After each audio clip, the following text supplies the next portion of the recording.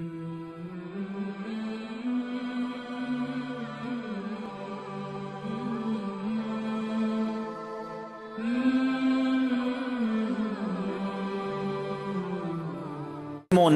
مذاق اڑانے کے لیے بھیجا، جاؤ ان کے پاس جا کے مٹھی کھولنا۔ اچھا وہ سارا دیکھ رہے ہیں، وہ اور ہنسنے لگے کہ کچھ بھی نہیں دیا، پھونک مار دی اور کہا مٹھی بند کرو، جا کے ادھر کھول دینا۔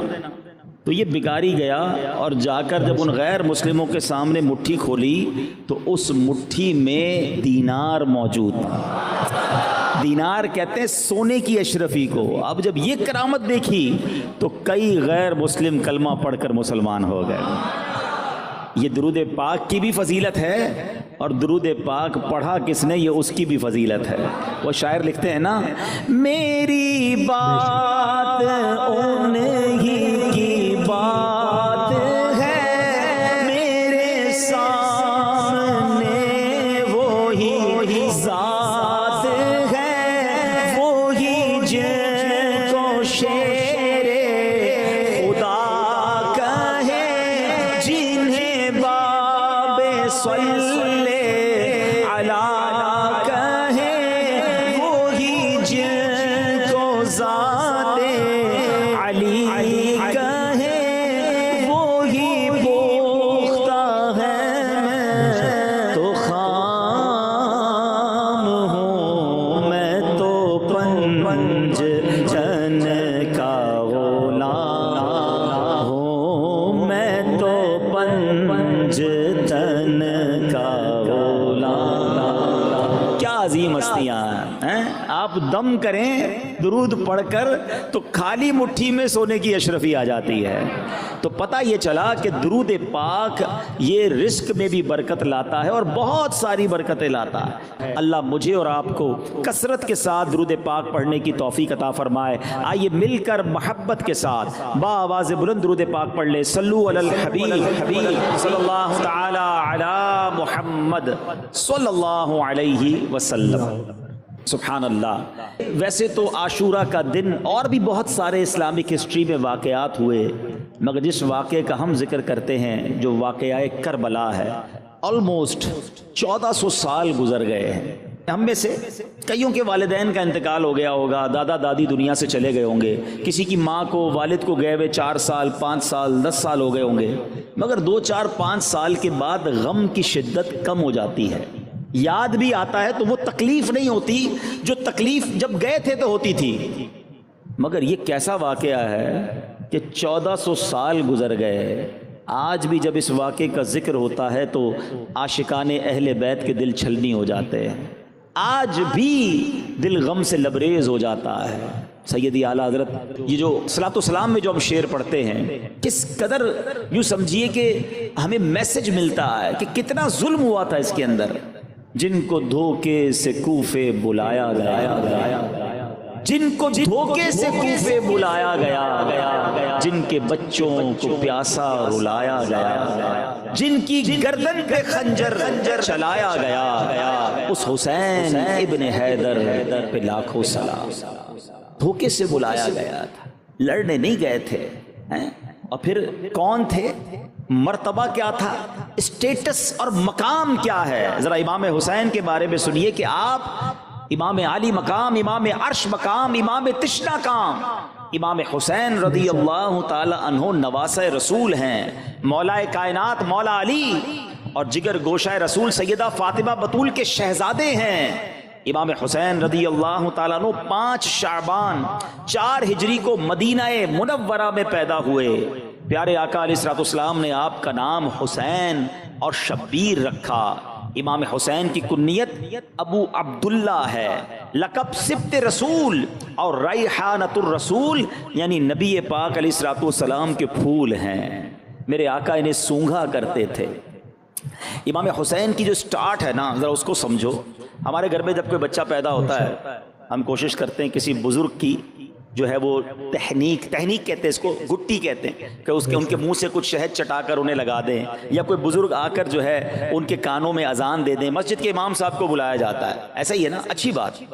مگر امام حسین کی قسمت پر ہماری جان قربان، ان کو جب تحنیک دینے کا وقت آیا نا تو کوئی کھجور چبا کر نہ دی گئی، کوئی شہد نہ چٹایا گیا، بلکہ کونین کے والی جناب رسول اللہ صلی اللہ تعالیٰ علیہ وسلم نے اپنی زبان امام حسین کے منہ میں دے دی تھی۔ یعنی لعاب رسول، نبی پاک علیہ الصلوۃ والسلام کے مبارک لعاب سے پہلی غذا جو اس جسم میں جا رہی ہے وہ پیارے آقا کا لعاب دہن ہے۔ اچھا، پہلی آواز کیا سنی امام حسین نے؟ آئے ہائے، ان کی قسمت دیکھو، ان کے کانوں میں آواز پہلی آتی ہے اللہ اکبر اللہ اکبر، اللہ کا نام لیا جاتا ہے، مگر وہ نام لینے والا کون ہے؟ وہ حبیب خدا ہے۔ پیارے آقا نے امام حسین رضی اللہ تعالیٰ کے کان میں اذان دی، کبھی کاندھے پر بٹھاتے ہیں، کبھی گود میں اٹھاتے ہیں، کبھی انہیں سونگھتے ہیں، کبھی انہیں چومتے ہیں، اور فرماتے ہیں حسین مجھ سے ہے، میں حسین سے ہوں۔ کبھی جنتی نوجوانوں کے سردار کہا اور کبھی اپنے پھول کہا۔ اس قدر بڑا مرتبہ ہے۔ میرے آقا علیہ الصلوۃ والسلام فرماتے ہیں حسن اور حسین دنیا میں میرے دو پھول ہیں، یہاں تک فرمایا کہ جس نے ان دونوں سے دشمنی رکھی اس نے مجھ سے دشمنی رکھی۔ یہ سب کچھ فضائل تھے، مگر پھر بھی انہیں ستایا گیا، پھر بھی انہیں رلایا گیا۔ حالانکہ یہ گھرانہ کیسا ہے، بریلی کے تاجدار کیا لکھتے ہیں؟ کیا بات رضا اس شبنستان کرم کی، زہرا ہے کلی جس میں حسین اور حسن۔ کیا بات رضا اس چمنی، کیسا چمن ہے، کیسا باغ ہے، ہائے ہائے، کیا بات رضا اس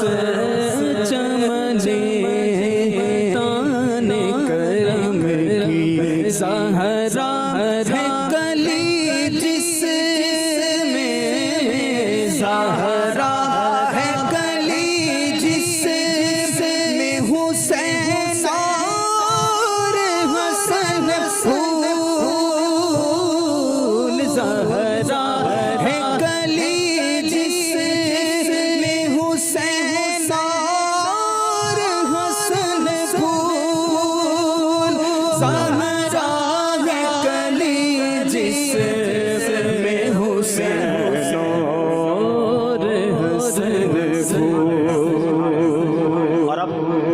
ایسی عظیم ہستی کو 10 محرم الحرام سن 61 ہجری میدان کربلا میں یزید پلید کے خلاف حق کی آواز بلند کرتے ہوئے، نانا کے دین پر پہرا دیتے ہوئے، ظلم سہتے ہوئے، دکھ اور غم کے پہاڑ کے سامنے ثابت قدم رہ کر انتہائی عزت کے ساتھ، شجاعت کے ساتھ، شان و شوکت کے ساتھ شہید ہوئے، اور رہتی دنیا تک کے لیے باطل کے خلاف کھڑے ہونے کا، حق پر چلنے کا، دینداری کا، عزت سے جینے کا، عزت سے مرنے کا، شجاعت کا، بہادری کا، استقامت کا اور صبر و رضا کا آپ سبق دے گئے۔ کیا خوب بات لکھتے ہیں شاعر، حسین ایک علامت ہے زندگی کے لیے، حسین ایک علامت ہے زندگی کے لیے، حسین عزم سفر ہے مسافری کے لیے، فطرت کی مصلحت کا اشارہ حسین ہے،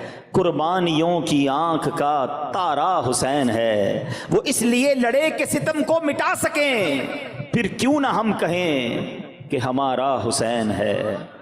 کربلا کا واقعہ کئی بار سنا ہوگا اور سنتے رہتے ہیں۔ عاشورے کا دن آتا ہے، روزہ بھی رکھتے ہیں، لنگر بھی پکاتے ہیں، نیاز بھی کھاتے ہیں، نعرے بھی لگاتے ہیں۔ ابھی پڑھ رہے تھے میں تو پنجتن کا غلام ہوں، بہت اچھی بات ہے، کرتے رہنا چاہیے، مگر سوال یہ ہے کہ یہ کربلا کا واقعہ مجھے اور آپ کو پیغام کیا دیتا ہے؟ سیکھنا کیا ہے؟ صرف واقعہ سننا ہے، دکھ دل میں آتا ہے، یہ بھی ٹھیک ہے، لیکن اس سے امپلیمنٹیشن کیا کرنا ہے؟ اپنی ذات میں فرق کیا آیا؟ کئی بار عاشورہ آ کر گزر گیا، کئی بار واقعہ کربلا کو سنا، مگر اپنے اندر، اپنی ذات کے اندر کیا تبدیلی آئی؟ آج میں کچھ آپ کو واقعہ کربلا پیغام کیا دیتا ہے، what is the message of Karbala, یہ پیغام کیا دیتا ہے یہ واقعہ، اس بارے میں چند باتیں آپ کے سامنے پیش کرتا ہوں۔ سب سے پہلی بات، امام حسین رضی اللہ تعالی عنہ کی جب ولادت ہوئی نا، تو آپ کی ولادت کے ساتھ ہی یہ خبر بھی نبی پاک علیہ الصلوۃ والسلام کو دے دی گئی تھی کہ امام حسین کو شہید کیا جائے گا۔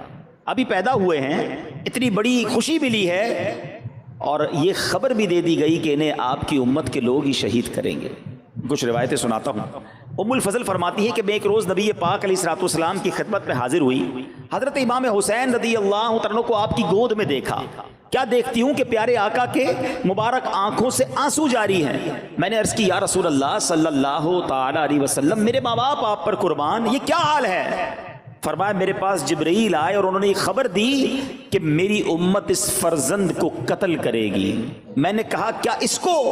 فرمایا ہاں، اور میرے پاس اس کے مقتل کی سرخ مٹی بھی لائے، یعنی جہاں شہید کیا جائے گا نا اس جگہ کی مٹی بھی نبی پاک علیہ الصلوۃ والسلام کو پیش کر دی گئی۔ اللہ اکبر۔ ایک اور جگہ نبی پاک علیہ الصلوۃ والسلام فرماتے ہیں کہ میرے پاس وہ فرشتہ آیا جو اس سے پہلے کبھی حاضر نہیں ہوا تھا۔ انہوں نے عرض کی کہ آپ علیہ الصلوۃ والسلام کے فرزند حسین رضی اللہ تعالیٰ عنہ قتل کیے جائیں گے، اور اگر آپ چاہیں تو میں آپ کو اس زمین کی مٹی ملاحظہ کراؤں جہاں وہ شہید ہوں گے۔ پھر انہوں نے تھوڑی سی سرخ مٹی پیش کی۔ اللہ اکبر۔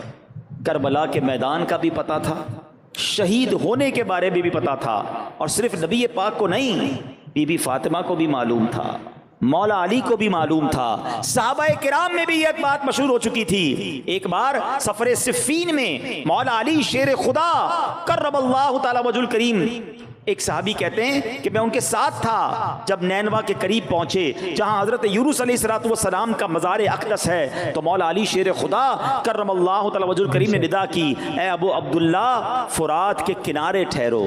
میں نے عرض کی کس لیے؟ فرمایا میرے آقا علیہ الصلوۃ والسلام نے فرمایا کہ جبرائیل نے مجھے خبر دی ہے کہ امام حسین فرات کے کنارے شہید کیے جائیں گے، اور مجھے وہاں کی ایک مشت مٹی بھی دکھائی۔ ایوری بڈی نوز، سب کو معلوم تھا کہ امام حسین آگے جا کر شہید ہوں گے۔ بڑا اہم سوال کرنے جا رہا ہوں۔ جب سب کو معلوم تھا اور سب پیار بھی بہت کرتے تھے، محبت بھی بہت تھی، نبی پاک اپنا پھول کہتے، نبی پاک کے نواسے ہیں، آقا چومتے تھے انہیں، تو کبھی ایسا نہیں ہوا کہ خاتون جنت بی بی فاطمہ تو ماں تھی نا امام حسین کی، وہ آتی نبی پاک کے پاس کہ یا رسول اللہ صلی اللہ تعالی علیہ وسلم، آپ کی دعا اللہ رد نہیں فرماتا، آپ اللہ کی بارگاہ میں دعا کر دینا کہ حسین سے یہ آفت ٹل جائے، حسین اس امتحان میں مبتلا نہ کیا جائے، انہیں شہید نہ کیا جائے، حضور آپ ہاتھ اٹھائیں گے تو دعا قبول ہو جائے گی۔ کبھی مولا علی نبی پاک سے عرض کرتے کرم اللہ تعالی وجہ الکریم، حضور آپ ہاتھ اٹھا دیں، اتنا پیار کرتے ہیں حسین سے، اللہ سے دعا کریں اللہ اس مصیبت کو ٹال دے۔ حضور دنیا والے آ کر آپ سے اپنی مصیبتیں ٹلوانے کی دعا کرتے ہیں، آپ اپنے نواسے کے لیے دعا کیوں نہیں کرتے؟ اللہ اکبر۔ اس بات سے جواب کیا مل رہا ہے؟ معلوم سب کو تھا مگر سب تیار بھی تھے، اس امتحان پر راضی بھی تھے، اپنے بچے کو پال رہے تھے، اس لیے کہ اس نے شہید ہونا ہے، اس لیے اس کی تربیت ہو رہی ہے کہ اس نے امتحان میں کامیاب ہونا ہے۔ پہلا پیغام کیا مل رہا ہے کہ زباں پر شکوے رنجو علم لایا نہیں کرتے۔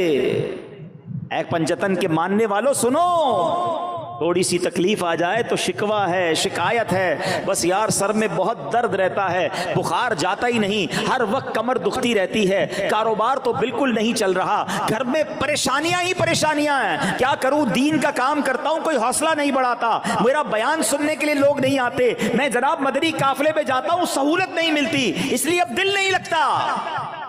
چھوٹی سی تکلیف پر دل توڑ لیتے ہو اور کہتے ہو پنجتن کا غلام ہوں۔ سنو، زباں پر شکوے رنجو علم لایا نہیں کرتے، نبی کے نام لیوا غم سے گھبرایا نہیں کرتے۔ وہ امتحان تھا اور وہ تیار تھے، اور آج ہم چھوٹی سی مشکل پر گھبرا جاتے ہیں، حالانکہ قرآن مجید فرقان حمید میں ہم سے بتا دیا گیا ہے کہ ایگزامینیشن، امتحان تو آنا ہے۔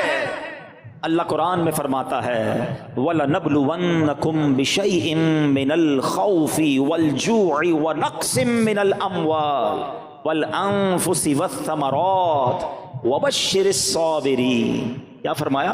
ہم ان قریب تمہیں آزمائیں گے۔ Yes, you have to be examine, تمہیں آزمایا جائے گا۔ کن کن چیزوں سے؟ لسٹ بھی دے دی گئی، تمہیں بھوک سے آزمایا جائے گا، تمہارے مال کم ہو جائیں گے، پھلوں میں کمی ہوگی، بیماری آ جائے گی، خوف بھی آئے گا, بھوک بھی آئے گی. وہ ساری چیزیں جو ہماری زندگی میں آتی ہیں نا, قرآن نے کم و بیش سب بیان کر دی کہ یہ پرابلمز آئیں گی, زندگی ایسے ہی نہیں گزر جانی. پھر کیا ہوگا؟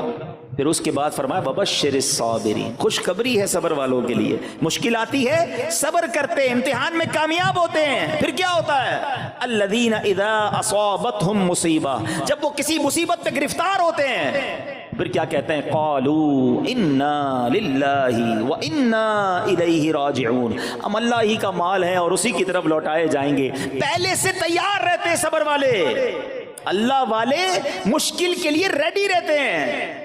اور ہم اپنے آپ کو کربلا والوں کا غلام تو کہتے ہیں, مگر چھوٹی سی مشکل آئے تو ایسی پریشانی کا اظہار کریں گے, اتنے شکوے, اتنی شکایات, اور اللہ کی بارگاہ میں کمپلین ہو رہی ہوتی ہے, پتہ نہیں کیا غلطی ہو گئی. ایسی زبان چلتی کیسے سمجھ نہیں آتا کہ جو بندہ یہ کہے کہ پتہ نہیں میری کون سی غلطی ہو گئی. ارے ہماری غلطیاں اتنی ہیں کہ ہم کاؤنٹ نہیں کر سکتے, ہم پر تو آگ پر سے یہ کم ہے. ایک بزرگ کہیں جا رہے تھے, سر پر خاک گری, کہتے ہیں یا اللہ تیرا شکر ہے. لوگوں نے کہا آپ کے سر پہ مٹی گر گئی, آپ شکر ادا کر رہے ہیں. کہتے ہیں عمل تو ایسے ہیں کہ آگ گرنی چاہیے, عمل تو میرے ایسے ہیں کہ آگ برسنی چاہیے تھی, مٹی گری ہے اس لیے اللہ کا شکر ادا کر رہا ہوں. اپنے اعمال اتنے برے ہوتے ہوئے ہم یہ کیسے کہہ سکتے ہیں کہ میرا قصور کیا ہے؟ اللہ اکبر, اللہ کھانا دے رہا ہے, روٹی دے رہا ہے, سانس دے رہا ہے, اس نے اعضاء سلامت رکھے, بہت کچھ دیا ہے ہمیں. شکوہ نہ کیا کرو, کربلا والوں کو یاد کیا کرو. یہاں ماشاءاللہ مبلغین بھی موجود ہیں, دین کا کام کرتے ہوئے بھی ڈیفیکلٹیز آتی ہیں, مشکل آتی ہے. کہیں درس دینے جاتے ہیں, کوئی ہمیں نہیں دینے دیتا. مدنی قافلے میں گئے, کوئی حوصلہ نہیں بڑھاتا. نیکی کی دعوت دینے گئے, کوئی جھڑک دیتا ہے. کبھی نگران سے اور کبھی ذمہ دار سے یا مدنی قافلے کے ساتھیوں سے کوئی انبن ہو جاتی ہے. ارے شیطان تو یہی چاہتا تھا کہ تم دل توڑ کر یہ نیکی کا کام چھوڑ دو. لوگ کہتے ہیں نہیں بھائی میں نہیں کرتا, آج نیکی کا زمانہ نہیں. اے میرے وہ اسلامی بھائیوں جو کسی چھوٹی سی تکلیف پر نیکی کو چھوڑ کر گھر چلے گئے, پھر کربلا والوں سے کیسی محبت ہے تمہاری؟ وہ تو نہیں گئے کربلا سے واپس, پیاس پانی بھی بند کر دیا, دھوپ بھی تھی, بھوک بھی تھی, دشمن بھی تھے. امیر اہل سنت کا وہ شعر سن لو, آپ کہتے ہیں پیارے مبلغ معمولی سی مشکل پہ تو گھبراتا. پیارے مبلغ معمولی سی مشکل پہ تو گھبراتا ہے, دیکھ حسین نے دین کی خاطر سارا گھر قربان کیا. تو ہمیں مشکل سے گھبرانا نہیں ہے, امتحان آنا ہے. خوش نصیب وہ ہے جو امتحان میں صبر کا دامن تھامتا ہے.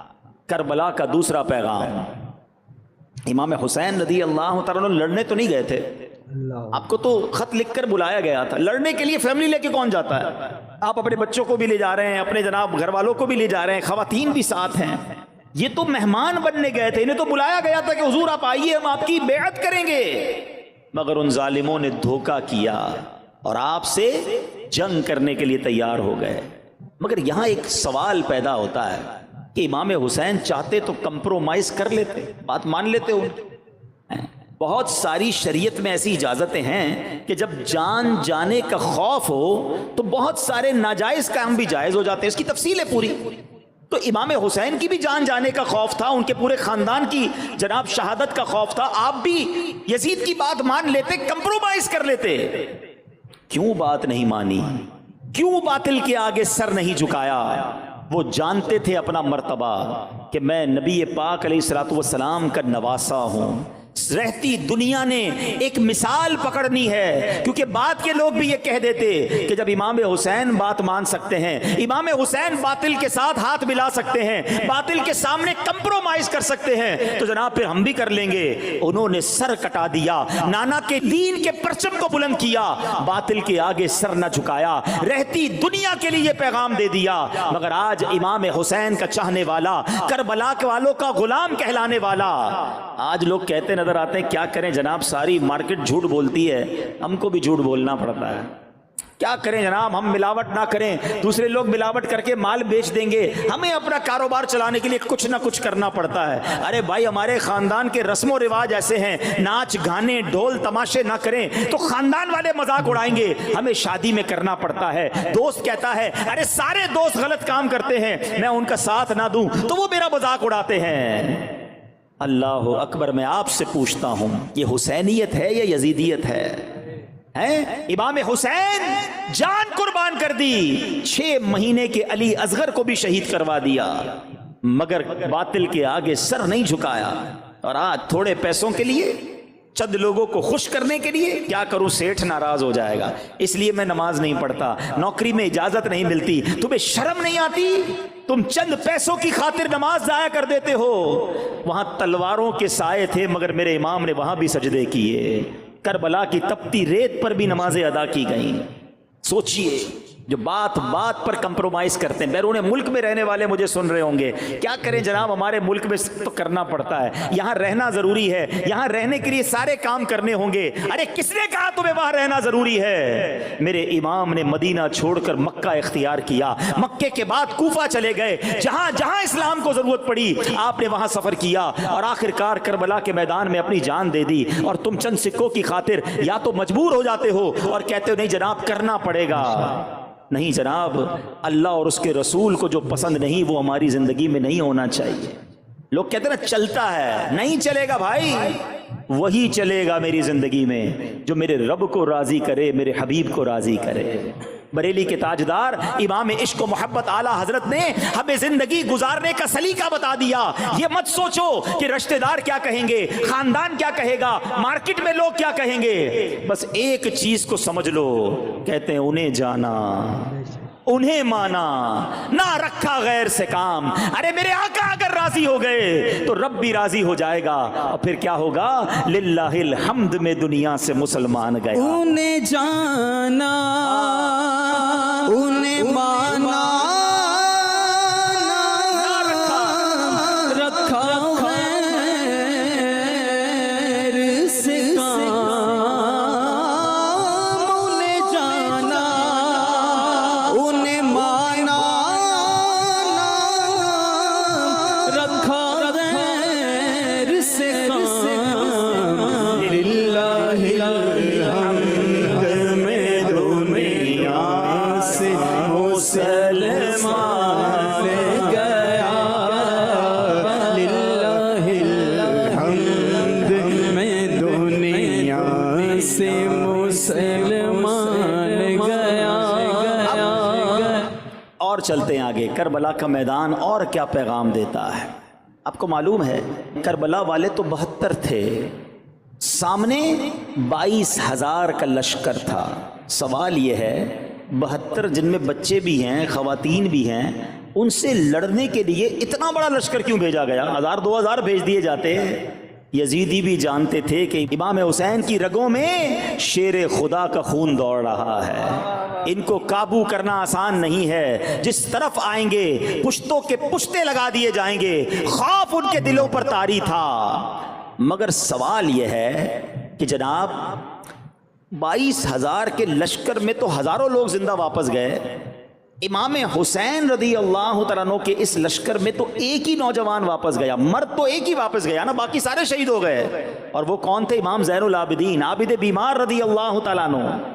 ایک سوال ہے، تقریباً 1400 ایئرز 1400 سال ہو گئے ہیں، پوری دنیا میں جو لوگ جاتے ہیں یا آپ بھی اپنے وطن میں جہاں جہاں جاتے ہیں، کبھی کوئی ایک بندہ ایسا ملا جو کہے کہ میں ان یزیدیوں کی اولاد سے ہوں جو امام حسین کے سامنے کربلا کے لشکر میں گئے تھے؟ ایک بندہ پوری دنیا میں نہیں ملتا، حالانکہ وہ ہزاروں واپس گئے تھے۔ ادھر والے لشکر میں حق والے لشکر سے ایک واپس گیا تھا، اللہ نے ان کی آل میں کیسی برکت دی، دنیا کے کونے کونے میں حسینی سید ملتے ہیں۔ یہ کیسے ہوا؟ ایک نوجوان واپس گیا مگر اتنی برکت، اتنے سید صاحبان۔ اللہ اکبر۔ علماء بڑی پیاری بات فرماتے ہیں، اس بات سے سیکھنے کو یہ ملتا ہے کہ بندہ جب کسی چیز کی قربانی دیتا ہے اللہ اس میں برکت ڈال دیتا ہے۔ انہوں نے جانوں کی قربانی دی، اللہ نے ان کی آل میں برکت ڈال دی۔ اے میرے میٹھے اسلامی بھائیوں، آپ اپنی جس چیز میں برکت چاہتے ہیں وہ اللہ کی راہ میں قربان کریں، اللہ کی راہ میں صرف کریں، اللہ اس میں برکت ڈال دے گا۔ آپ اپنی جان میں برکت چاہتے ہیں، اپنی باڈی سے دین کی خدمت کرنا شروع کر دیں، اپنے جسم کو دین کے کاموں میں استعمال کریں, نمازیں پڑھیں, سفر کریں دین کی خاطر. اللہ آپ کی جان میں, آپ کی صحت میں برکت ڈال دے گا. آپ چاہتے ہیں آپ کی زبان میں برکت آ جائے, آپ کی گفتگو میں برکت آ جائے, اس زبان سے درود پڑھنا شروع کریں, اس زبان سے آپ ذکر اللہ کرنا شروع کریں, اس زبان سے نیکی کی دعوت دینا شروع کریں. اللہ آپ کی گفتگو میں برکت ڈال دے گا. آپ چاہتے ہیں آپ کی سوچ بریلینٹ ہو جائے, آپ کا ذہن زبردست ہو جائے, ذہانت بڑھ جائے. اپنے ذہن سے دین کے بارے میں سیکھنا شروع کریں, اسی ذہن سے پلاننگ کریں کہ میں کیسے دین متین کی خدمت کر سکتا ہوں. اللہ کریم آپ کی ذہانت میں برکت ڈال دے گا. آپ چاہتے ہیں آپ کے مال میں برکت ہو جائے, اپنا مال اللہ کی راہ میں خرچ کرنا شروع کریں, اللہ آپ کے مال میں برکت ڈال دے گا. کربلا کا میدان یہ بھی پیغام دیتا ہے کہ جو چیز اللہ کی راہ میں قربان کی جائے اللہ اس میں برکت ڈال دیتا ہے. ایک اور بات, ایک اور پیغام کربلا سے کیا ملتا ہے کہ جب امام حسین رضی اللہ تعالی عنہ کو شہید کیا گیا, ایگزیکٹلی اس ٹائم امام حسین کس حالت میں تھے رضی اللہ تعالیٰ عنہ؟ آپ سجدے میں تھے. جب سر انور کو جسم سے الگ کیا گیا, شہید کیا گیا, آپ سجدے میں تھے. یہ کیا میسج ہے, یہ کیا پیغام ہے کہ امام حسین اور ان کے رفقا نے تلواروں کے سائے میں بھی سجدے قضا نہیں کیے, نمازیں قضا نہیں ہوئی. آج کربلا کے ان اسیران اور ان شہداء کا غلام کہلانے والا, پنجتن کا غلام کہلانے والا, اس سے سوال ہے کہ وہ کربلا کے میدان میں نماز قضا نہ کریں اور تم بستر پر سوتے رہو اور تمہاری نماز قضا ہو جائے. پنکھے لگے ہوئے مسجدوں میں, کوئی روکنے والا نہیں, پھر بھی تمہاری نمازیں قضا ہو جائیں. اپنے آپ سے پوچھئے کہ یہ واقعی میں کربلا والوں کا غلام ہوں, پنجتن کا غلام ہوں؟ کربلا کا میدان پیغام دیتا ہے کہ کیسی ہی سچویشن کیوں نہ ہو نماز قضا نہیں کرنی ہے. مگر آج بہت بڑی تعداد مسلمانوں کی نماز نہیں پڑھتی. آؤ میں بھی نیت کروں اور آپ بھی نیت کریں کہ آج کے بعد ہماری کوئی نماز قضا نہیں ہوگی. جب سر انور کو نیزے پر اٹھایا گیا, سر شہید ہو چکا ہے, جسم سے الگ ہو چکا, یہ کرامت بھی امام حسین کی, لیکن جب نیزے پر اٹھایا گیا تو نیزے پر بھی وہ سر انور تلاوت کر رہا ہے. عبادت ہو تو ایسی ہو, تلاوت ہو تو ایسی ہو, عبادت ہو تو ایسی ہو, تلاوت ہو تو ایسی ہو. سر شبیر تو نیزے پہ بھی قرآن سناتا ہے. اب بتاؤ یہ کیا پیغام مل رہا ہے کربلا کے میدان سے کہ دیکھو امام حسین یہ پیغام دے رہے ہیں کہ تلاوت قرآن کو نہیں چھوڑنا. اور آج کربلا والوں کا غلام کہلانے والا بہت بڑی تعداد میں ایسے جن کو قرآن پڑھنا ہی نہیں آتا. تلاوت تو دور کی بات ہے, صحیح معنوں میں قرآن ہی پڑھنا نہیں آتا. میں آپ سے پوچھتا ہوں یہ کیسی کربلا والوں کی غلامی ہے؟ صرف لنگر پکانا ہی ان کی غلامی ہے؟ صرف نعرے لگانا ہی ان کی غلامی ہے؟ یا ان کے فٹ سٹیپ پر, ان کے نقش قدم پر چلنا ان کی غلامی ہے؟ یقیناً لنگر بنائیں, یقیناً ان کی منقبتیں پڑھیں, محبت میں اضافہ ہوتا ہے اس سے. مگر اصل جس کو کہیں کہ روح ملے گی, برکت ملنی ہے, کہ حسینی کہلانے والا 5 وقت کا نمازی ہو, وہ روزانہ تلاوت کرنے والا ہو, اس کی قرآن سے دوستی ہو. آؤ کربلا کے اس پیغام کو آج لے کر جاؤ. کیا خوبصورت شخصیت ہے امیر اہل سنت, کتنا پیارا مدنی پھول ہمیں نیک اعمال میں دے دیا, حسینی کاروان میں گویا شامل کرنے کے لیے, اور امام حسین کے نقش قدم پر چلنے کے لیے ہم ایک مدنی پھول دیا کہ روزانہ کم از کم 3 آیتوں کی تلاوت, ترجمہ اور اس کی تفسیر پڑھی جائے تاکہ روز قرآن سے تعلق جاری رہے. تو نیت کریں انشاءاللہ صحیح مخارج کے ساتھ قرآن سیکھیں گے بھی اور پڑھیں گے بھی انشاءاللہ. تو ناظرین ویڈیو اگر اچھی لگے تو ضرور ویڈیو کو لائک کریں اور ہمارے چینل پر اگر نئے ہیں تو ضرور سبسکرائب کریں. اور اللہ سے دعا کریں کہ اللہ ہمیں نیک عمل کرنے کی توفیق عطا فرمائے اور وہاں فلسطین, غزہ اور ایران کی حفاظت فرمائے, وہاں کے رہنے والے لوگوں کی حفاظت فرمائے اور ان کو طاقت دے, وہاں کی سرکار کو طاقت دے کہ اسرائیل جیسے دیش کو نیست و نابود کر دے اور اسے احساس دلا دے کہ موت کیا چیز ہوتی ہے. تو چلیے ناظرین ملتے ہیں اگلی ویڈیو میں, تب تک کے لیے السلام علیکم ورحمۃ اللہ وبرکاتہ. دعا میں یاد رکھیں. میں شاہد رضا اشرفی. سبسکرائب کیجئے ہمارے چینل ذکر رسول کو اور بیل آئیکن کو پریس کیجئے جس سے آپ کو ہمارے نیو ویڈیو کی نوٹیفیکیشن ملتی رہے. ویڈیو اچھی لگے تو ہمارے ویڈیو کو لائک کریں اور ہمارے چینل کو سبسکرائب کریں.